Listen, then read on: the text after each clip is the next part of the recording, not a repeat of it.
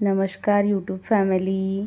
आज आपण पटापट तयारी करून निघालो आणि समोर तुम्हाला कळेलच आम्ही कशासाठी निघालो. मग घरी यांनी नाश्ता करायचा होता, सर्वांना भूक वगैरे लागलेली होती. मग ताईने पटापट ढोकळा लावून दिला आणि ढोकळा तुम्ही पाहू शकता खूप छान असा झालेला होता.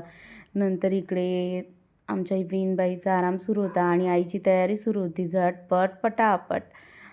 आणि इकडे परत आम्ही मुलांना गार्डनमध्ये घेऊन आलो आणि छान खेळली मुलं. त्यांना पण खूप प्रसन्न वाटलं. खूप दिवसानंतर असं आपण बाहेर गेलेलो होतो. अकोला सोडून तर खूप दिवसानंतर बाहेर गेलेलो होतो. कारण कधी वेळच भेटत नाही. कधी ऑर्डर राहतात, कधी घरची कामं राहतात, त्याच्यामधून कधी आपल्याला वेळ भेटला नाही. पण आपण भाचीचा तिळवा होता म्हणून निघालो आणि सर्वात पहिले आपण गणपतीचे दर्शन घेतले. कारण की आपल्या मराठी समाजामध्ये आपण गणपतीचे दर्शन घेतल्याशिवाय समोरचे दर्शन घेत नाही. आणि दर्शन वगैरे करून घेतले. माझ्या मुलांनी पण दर्शन वगैरे करून घेतले. मुलांचं असं असते, काही थोडंसं पण बाहेर गेलं आणि काही दिसलं की आम्हाला हे खायचं ते खायचं, मग त्यांना पण ते सगळं घेऊन वगैरे दिलं. नंतर आम्ही पुढे निघालो. थोडंसं काही आम्हाला पण घ्यायचं होतं ते घेऊन घेतलं आणि समोर दर्शनासाठी निघालो. इथे आम्ही थोडे थोडे फोटो वगैरे शूट करून घेतले. आणि हे आहे संत तुकाराम महाराज संस्थान. खूप सुंदर मंदिर आहे. म्हणजे असं की दगडाचं बनलेलं आहे, जुनं आणि खूप सुंदर आहे. मग आम्ही दर्शन वगैरे करून घेतलं आणि अंदर असं गेल्यानंतर ते फोटो वगैरे काढू देत नाहीत मूर्तीचे वगैरे. मग जेवढे पॉसिबल झाले मी तेवढं शूट करून घेतलं आणि दर्शन वगैरे केलं. त्याच्यानंतर तिथेच आम्हाला जेवण वगैरे होतं आणि ते विठ्ठल रुक्मिणीचे खूप सुंदर असे मंदिर होते. मग जेवढे पॉसिबल झाले तेवढे व्हिडिओ काढले मी. आणि तुम्ही पाहू शकता दगडाचं मंदिर आहे पण खूप सुरेख आणि सुंदर आहे. बघ इकडे राम, लक्ष्मण, सीता यांचं पण खूप सुंदर असं मंदिर होतं. तिथे आम्ही दर्शन वगैरे करून घेतल्यानंतर प्रसाद होता. मग प्रसाद आम्ही घेतला आणि पटापट जेवण वगैरे करून घेतलं. आणि इकडे माझी मुलगी रुसलेली होती, तिला काही खायचं नव्हतं. म्हटलं रुसली का? नाही खायचं नाही. तिचं हमेशा असंच असते, तिची थोडीशी कधी जीवावर आली की झालं मग. पण इथे खूप छान सिस्टीम अशी होती, ज्यांनी जेवण केलं ना तर मग आपापली ताटं वगैरे धुवून काढायची. ते मला फार आवडलं. आणि नंतर आम्ही गेले आपल्या तिथे महादेवाचे पण खूप असे सुंदर मंदिर होते. मग आम्ही पिंडीचे वगैरे दर्शन करून घेतले, नंदीचे पण दर्शन करून घेतले. आणि असं खोलमध्ये जावं लागतं, ते पण दगडाचंच मंदिर होतं. खरंच पहिलेच्या काळात मूर्त्या पण खूप सुंदर आणि मंदिर आणि जे केलेले कोरीव काम खूप सुंदर होते. मग आम्ही तिथून निघालो. मग आम्हाला जायचं होतं तुकाराम महाराजांच्या वाड्यामध्ये. तिथे पण आम्ही गेलो. वाडा खूप सुंदर आहे. म्हणजे असं की जसा आहे तसाच, जसा जुन्या काळामध्ये होता तसाच तो वाडा आज पण आहे. मग आम्ही तिथे गेलो.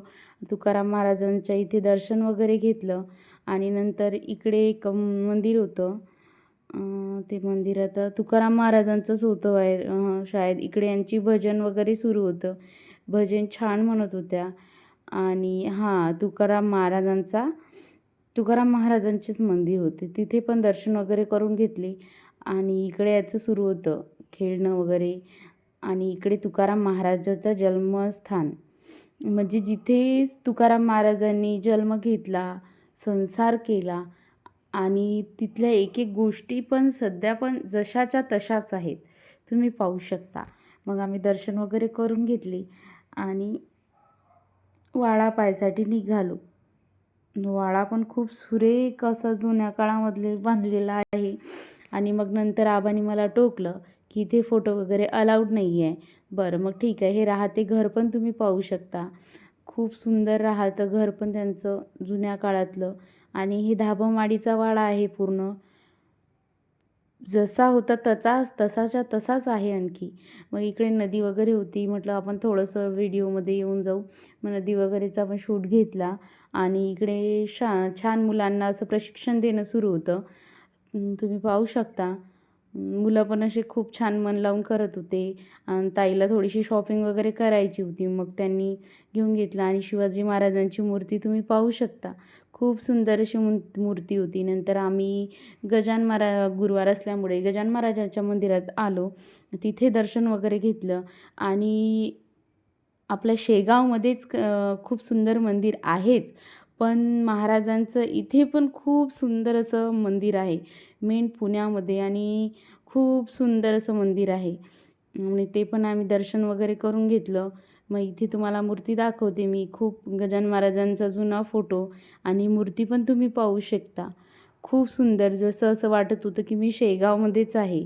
आम्ही दर्शन वगैरे करून घेतलं आणि खूप संध्याकाळ झाली. मग आम्हाला यायला जेवण वगैरे केलं आणि नंतर आम्ही निघालो अकोल्यासाठी. अकोल्यासाठी निघालेलो ह्यांना हे भावनिक झाले होते की बा चालले आता सगळेजणी.